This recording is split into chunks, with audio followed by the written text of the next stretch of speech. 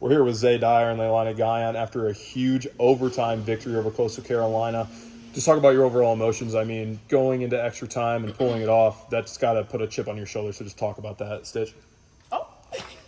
I mean, I think it was huge. It was definitely a team win. I had 4 fouls going into overtime, and I got my 5th in it in overtime. So it was like just teammates coming off the bench, just putting in, coming in the game, producing, and then Bree hitting a big 3 in overtime. Really just put us over the edge. Zay.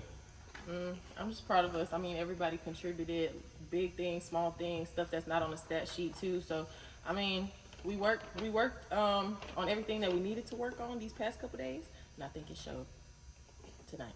And Zay, talking to Shanda, we really addressed the JMU game and the mentality after that one.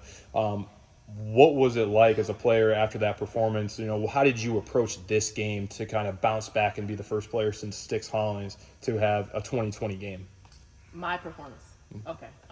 Well, I mean, I don't know what really happened in the last game, but all of my teammates encouraged me. They told me what type of player I am, and I mean, I know what type of player I am, but I just needed that little extra oomph from my coaches, from my teammates, and all of that really contributed to me producing the way I did tonight. Zay, when your teammates do come in and give you that approach and give you that extra little edge, does it give you that chip on your shoulder that you were able to kind of demonstrate tonight? And the player next to you, I know you guys were pretty close, so does she kind of directly impact that as well? Or Yeah.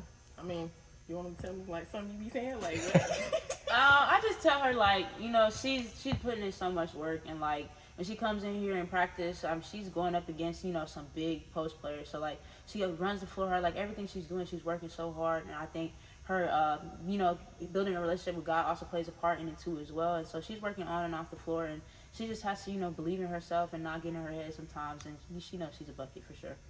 And Stitch, we'll stay with you. You've bought in your time. You've been putting in the work. Obviously last year you came off the bench, produced in the scoring column. This year you've been able to slowly, knock down those 3-pointers. But we've been waiting for you to kind of burst onto the scene. And you did that tonight when it mattered most. Just talk about what has led to this moment coming true. First and foremost, all glory to God. Honestly, from the jump, I couldn't do any of this without him. It doesn't matter how many times I come in the gym or how many hours I'm in here. It's he's the one that's made me capable of doing this. So all glory, honor, and praise to him for sure. He's definitely the main reason, but also just coming in here and working, getting up early in the morning, maybe when I feel tired, just getting in here, shooting just shots, just shooting and shooting. And just, really working on my conditioning as well. And then also just having faith in my God and knowing that he's going to prosper me as well. And quick turnaround. Coach said your homework assignment is get to bed, for Marshall. But obviously, how is this game going to carry on over to you guys playing the defending Sun Belt champions, Marshall? How does that carry over? Well, Coach Graff did mention that it's good for us because these teams are kind of similar. So the work that we put in for this last team can kind of carry over for us, getting a dub in the next game. So absolutely, we just got to lock down and play some great defense for sure.